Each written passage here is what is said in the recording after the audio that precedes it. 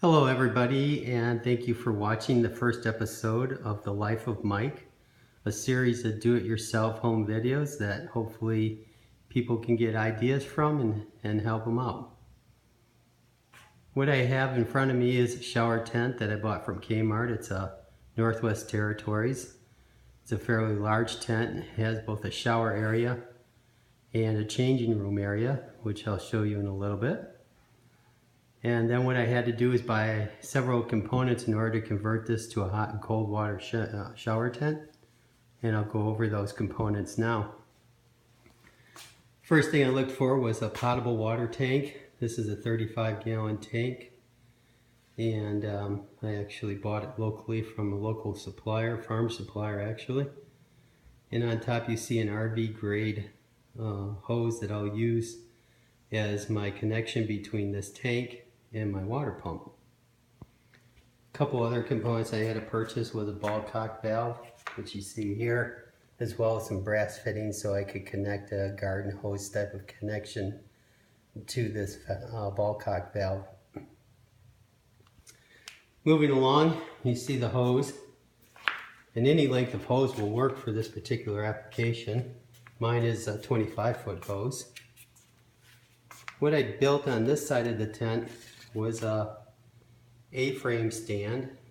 Can't really tell from this view, but I'll show you later what it looks like. This is a tankless water heater. It works off of LP gas. What you do is you take your LP tank off of your gas grill, if you will, and you connect it right to the tankless water heater down here at the bottom. In addition, you have your water connections. You have your inlet hose, which is this hose here, going up to a PVC. I took a cold water feed off of that connection in order to get a cold water feed to the tent. The rest of the water will go into the tankless water here and come out on this side as hot water. And those two cold and hot water feeds connect to these PVC tubes that go up to the mixer valve at the top of the tent. And I'll demonstrate those in a minute. On the other side of the frame stand, and there you can kind of see the A-frame, I have my pump connection. This is a SureFlow water pump with a pre-filter on it. There's the garden hose connecting to it. I have my electrical connections, which go to my deep cycle battery, marine grade.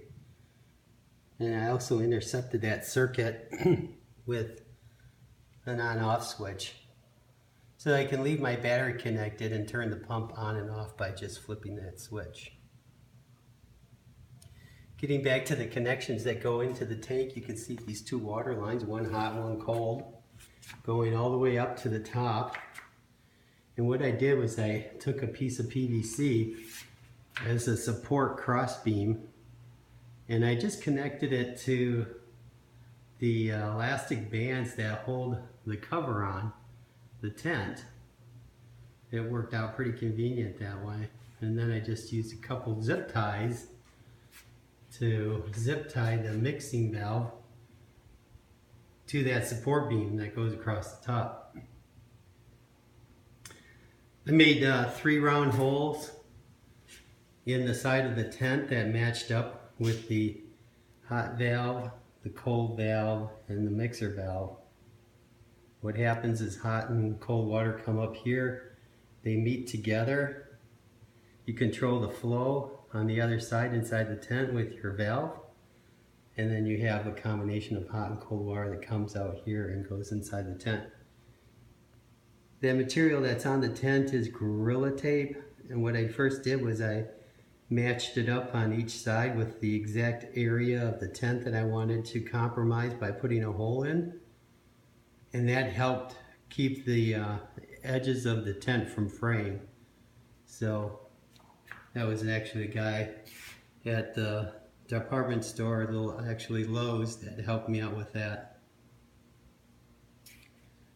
So moving over to the inside of the tent, as you can see, the side of the tent has a window to let fresh air in, and this big door. This is the changing side of the tent, and then this is the side of the tent that has the shower connection to it. With that tankless water heater, I also got, as part of the kit, this handheld shower valve, shower head I should say. And then here's my mixer valve that comes through and connects directly to that shower head, along with my cold and my hot. Obviously, in order to get these through the tent, you got to take these red dials off just with this one screw in the middle, and it will go ahead and come off pretty easy. So the first time I turned it on, it worked great. When you shut those valves off, they actually shut off the water pump. When you turn them on, it actually turns on the water pump.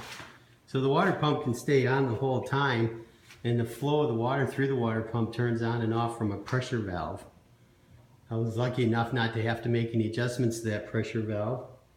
I just made adjustments to the tankless water heater and how hot I wanted the hot water. I will tell you, on the lowest setting on this tankless water heater, it is actually warm enough. And you can actually leave it at that setting. If you turn it up from the low setting, it's actually almost too hot. And then you have to turn on the cold water valve. One of the things that I had in mind when I constructed this is that I wanted to be able to make it so that it would be easy to take apart. So a lot of these fittings are pressure fittings. The CPVC pipe has a pressure fitting here and here. So this particular valve unit is a separate unit in and of itself. Then these two pipes are a separate unit, and then each one of these flexible pipes are separate by themselves, as well as the connection to the LP tank, as well as the connection to the battery. So you can see the way I built it, it should come apart and be pretty easy to put back together the next time I want to use it.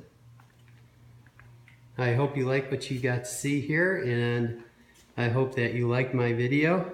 Thank you very much for watching, and stay tuned for the next The Life of Mike video. Thank you.